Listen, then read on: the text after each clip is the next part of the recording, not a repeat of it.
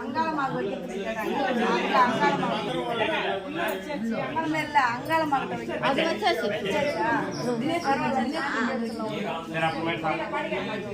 இந்த படி கட்டணும் வைங்க. படி கட்டணும் அப்படியே தட்டார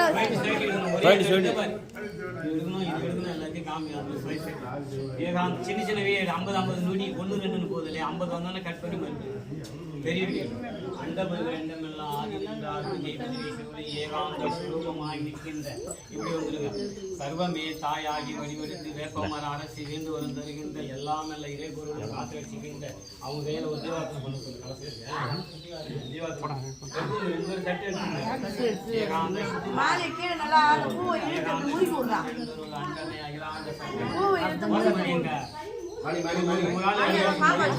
நீ எடுத்துக்க